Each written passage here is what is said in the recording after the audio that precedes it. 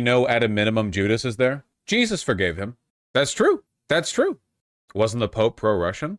No. I mean, no. He also didn't he appoint a Ukrainian cardinal? No, no, no. He has like extensively condemned the war in Ukraine from Russia's on Russia's side, condemned Russia's involvement. No, he was pro-Palestine, pro-Ukraine. You know that I don't know if he was still doing this in the final days of his life, but for a long time, like hundreds of days, every day, he would call the main Catholic church in the Gaza Strip and talk to the people there and ask them how they're doing. Like in the ongoing bombardment from Israel, he would call them and like check in with them. Wasn't the Pope pro-LGBT? Yeah, essentially. Okay, I've said this before, but the problem is that if you follow Catholic doctrine by the letter, right? Humans sin all the time. That's what you go to confessional for. Gay sex is like a lot of other things, right? Like coveting your neighbor, right? Now the problem is that, and this is hypocritical, right? This is anti-doctrinal. But the problem is that Catholics will be like, well, to err is human, to sin is human. You know, you make your mistakes, you go to church, you pray, whatever. You can have an affair, you can lie, you can cheat, you can steal, say your amens, whatever, right? But then they treat homosexuality like it's a unique sin. Like, if you can just wipe away stealing with a visit to confessional, why the can't you do that with being gay? Like, what, like the problem is, like, they treat it like it's sin plus. It doesn't make sense, right? Pope Francis treated it, I guess, in a doctrinally correct way, right? Like, it's a sin to have gay sex, but, you know, to sin is human, baby. He's a pope, okay? But by the standards of papacy, it's a pretty damn good one. He was also good on climate and migrant rights. Didn't he literally, like, have a big meeting with, like, trans sex workers or something? Look, he was a cool guy, okay? He also, and I'm really hoping on this. I'm praying for it, you know. He did fill the cardinal positions with other progressives, and he did reform the church quite a bit. So I am desperately hoping that the next pope is progressive. I appreciate you saying nice things about the pope. Yeah, no, of course. I've always been pro. I've always been pro woke on this one. I think that, like, there's a cynical take. And by the way, I'm an edgy atheist. Or a Reddit anti-theist, right? Like, you know, I know my clan, but I gotta say, I think that there's like a very pervasive cynicism with regard to how people have treated him, right? That just doesn't, like, when you're the Pope, what the do you expect, right? Like, there are limits to what you can do. You're working with doctrine here.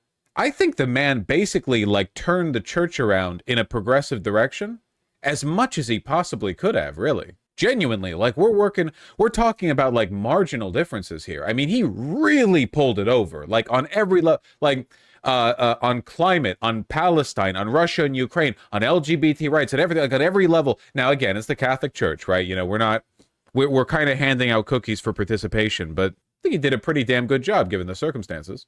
You have to grade in a bit of a curve. Plus, he commissioned Lucci, and Lucci is genuinely adorable. That is true. We got our very first twee little chibi Catholic mascot, which made all the tradcaths in America really angry because they were all like, shouldn't the mascot of Catholicism be like a crusader? Shouldn't it be like if like Jesus, but he's got a sword and his eyes are glowing or something? Because they're fake Catholics. But no, in reality, the true Catholics love Lucci. Behold. Many news outlets are saying the Vatican wants a more conservative-leaning pope because they said Francis was too left-leaning. Who's the Vatican? The Vatican is led by the Pope, and the Pope is dead. Who's the Vatican? There are certainly lots of cardinals who want a more conservative pope, but I've been seeing this list running around. It's just on Twitter, but I've seen it, you know, the news agencies seem to be running more or less the same gamut. We're praying over here for Tegel and Zuppi. Also, Pope Zuppi. Well, obviously he doesn't keep the name Zuppi. If he becomes pope, he's going to be like Pope John or something. Pope John the 400th or whatever. I mean, he could keep it if he wanted to. Yeah, but he won't. Against LGBT rights is wild. Have you spoken with a 80-year-old Catholic anytime recently? Yeah, so who's it not going to be? Well, it's not going to be the American, that's for sure. Definitely not. The American one is the one Vance wants. Oh, of course, obviously. And how fitting is it, of course, that the American cardinal is like fat and an arch conservative? I think we're ready for our first Filipino. Black Pope, Black Pope. No, Filipino Pope. That's like Asian. Do Filipinos consider, I mean, they are Asian, but do they like self-identify as Asian? Or is there like another, do they go like Oceania or something? South Asian? Yeah. They're Mexican Asian. All I know about Filipinos race-wise is that they're spiritually Brazilian. Tegel is also Filipino Chinese. Filipinos are Latinos. Listen, it's complicated, okay? I guess we'll see how it goes. The black one, conservatives would die. Moderate against the criminalization of homosexuality. You know, as much fun as it would be to irritate people with a black pope, I think that it would be cool if they were actually just the most left-leaning pope possible, in my opinion. But, you know, whatever. That's just my opinion. As a left-leaning guy, Vatican says cause of Pope Francis' death was cerebral stroke that led to a coma and irreversible heart failure. I mean, that can happen to you when you're 88 years old and you meet the Antichrist, right? That can happen to you. Pope Francis wondered whether it's right for Western powers to arm Ukraine, explaining that he had tried to assess the roots of the conflict and the reasons pushing Putin to engage in such brutal warfare. I have no way of telling whether his rage has been provoked, he wondered aloud, but I suspect it was maybe facilitated by the West's attitude. You can go back and find, like, Pope Francis making literally hundreds of statements calling for an end to the war in Ukraine and condemnation of the violence there. I mean, you can search for that if you want. I don't know. It just seems odd to me to pretend that he was, like, pro-Russian. Do you think J.D. Vance killed him? Yeah, probably. So good to see you. God bless you and good morning. How are you? Find yourself. Happy Easter. Yeah, thank you. Happy Easter to you, Father. Wonderful. I know you've not been feeling great, but it's good to see you in better health. Grazie.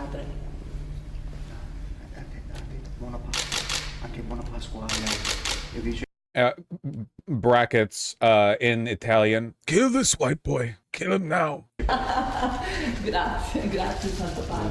Thank you. These are for your children. Okay, thank you. These are the gifts. These are also gifts for you as well. Thank you. It's beautiful. The Vatican tie, and then the rosaries for your wife, the white for your children, and the red one is for the red. Molto santità. Thank you very much for your visit. Of course, and thank you for seeing me. It's so funny.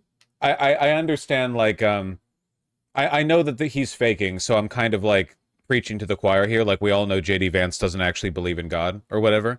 If you're a Catholic and you meet the Pope, it's so funny that J.D. Vance is supposed to be this conservative, like, Catholic convert, and he's treating it just like any other... Like, he's acting with the Pope the exact same way you'd act with literally any other old state diplomat. Like, he might as well just be, like, talking to the Holy See. He might as well just be talking to, like, the emissary of the Vatican as a state or something. Like, the Pope is chosen by God. He's, like, the voice of God on earth. It's a whole thing, man. It's just, yeah, it's just funny how little he believes.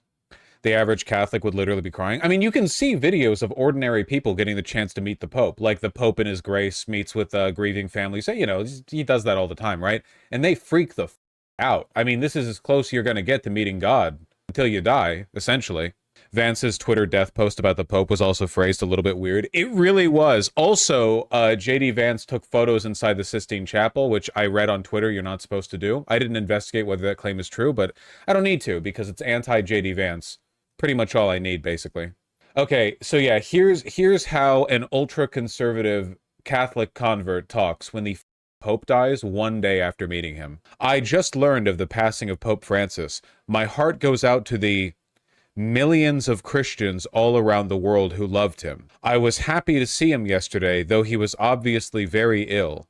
But I'll always remember him for the below homily he gave in the very early days of COVID. It was really quite beautiful. May God rest his soul. Interesting. Did you not love him? Have you seen that genre of fake Catholic American who gets, like, angry at papal authority? Like, the Pope says something woke, and they're like, well, that's f***ed up, the Pope is woke. And then someone's like, dude, that's the Pope and you're a Catholic. You don't have a say in this. What, so you're saying the Pope has the final say on God's word? Did they teach this in, like, day one of Catholic school? Papal infallibility, mother... Yes! Yeah, that's the whole point. That's the whole... That's like rule one. Yeah, it's papal infallibility. The Pope never lies. His word is doctrine, except when he says it's not, you know. And he doesn't poop. That's right. So many Catholics were calling Francis a fake Pope or literally an Antichrist. Yeah, because they're not really Catholic. Like, that's it, really. They're just not actually Catholic. And if we get a conservative Pope after this, all of them are going to turn around and they're going to be like, I now believe in papal infallibility. They're all of a sudden going to get really religious. They don't actually believe in God. They don't believe in any of this. They just use it as a pretext, as a justification for the beliefs they already have, you know? Religion didn't make